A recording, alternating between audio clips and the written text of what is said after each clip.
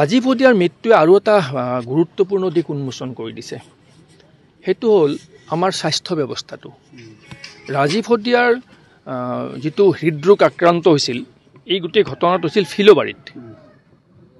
ফিল'বাৰীৰ পৰা তেওঁক ৰূপাইচাৰিঙৰ এখন ব্যক্তিগত নাৰ্ছিং হোমলৈ প্ৰথম চিকিৎসাৰ বাবে অনা হৈছিল আৰু সেই ব্যক্তিগত নাৰ্ছিং হোমখনৰ পৰা তেওঁক ডিব্ৰুগড় মেডিকেললৈ প্ৰেৰণ কৰা হ'ল।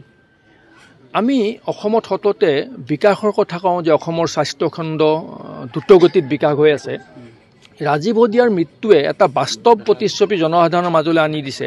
এই কথাষাৰ মইহে আপোনালোকৰ জৰিয়তে মই ৰাইজক দৃষ্টিগোচৰ কৰিব বিচাৰিছোঁ যে ফিল'বাৰীৰ পৰা ডিব্ৰুগড়লৈ প্ৰায় 2 ঘণ্টাৰ পথ।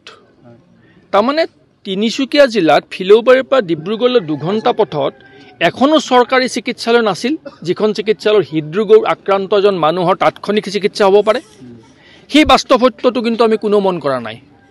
তাতোকে ডাঙৰ কথা যে ৰূপাইচাৰিঙৰ পৰা ডিব্ৰুগড়লৈ যোৱা পথত তিনিচুকীয়া মেডিকেল কলেজখন আছে মাকুমত। কিয় তিনিচুকীয়া মেডিকেল কলেজলৈ নিনি তেওঁক ডিব্ৰুগড়লৈ কিয় পঠিয়াল? তাৰমানে তিনিচুকীয়া মেডিকেল কলেজত চিকিৎসা নহয়। এনেকুৱা মেডিকেল কলেজ অসমত প্ৰয়োজন কি আছে, যিখন মেডিকেল কলেজত ৰাজীৱ হদিয়াৰ নিচিনা বা অসমৰ যিকোনো এজন দুৰ্ভগীয়া মানুহৰ জীৱন বচাব নোৱাৰে? সেই মেডিকেল কলেজৰ কি প্ৰয়োজন আছে? আৰু তেনেকুৱা মেডিকেল কলেজবোৰ সৃষ্টি কৰি চৰকাৰখনে বাহ লৈ আছে। কিন্তু বাস্তৱ এইটো, ৰাজীৱ হদিয়াৰ মৃত্যু সেই বাস্তৱতা উদঙাই দিছে যে অসমৰ পুৰণা 4-5খন মেডিকেল কলেজৰ বাহিৰে এই 13খন নে 14খন যে মেডিকেল কলেজ প্ৰতিষ্ঠা হ'ল, কোনো মেডিকেল কলেজত কোনো ধৰণৰ চিকিৎসা নহয়। হৃদৰোগৰ চিকিৎসা নহয়, স্নায়ুৰোগৰ চিকিৎসা নহয়, কোনো চিকিৎসা নহয়। ক'ৰবাত ডাক্তৰ নাই, ক'ৰবাত চিকিৎসা ব্যৱস্থা নাই।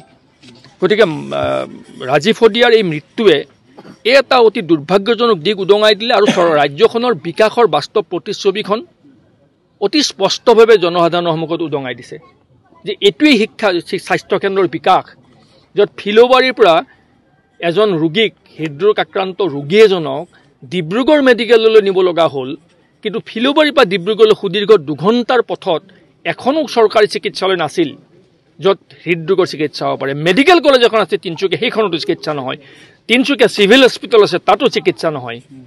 তেতিয়াহ'লে চিকিৎসা ব্যৱস্থাটোৰ, অসমৰ চিকিৎসা ব্যৱস্থাৰ এয়া উন্নয়ন নেকি? এই বাস্তৱ আৰু অতি নগ্ন সত্য, এই সত্যটো কিন্তু ৰাজীৱ হদিয়াৰ মৃত্যুৱে উদঙাই দিছে।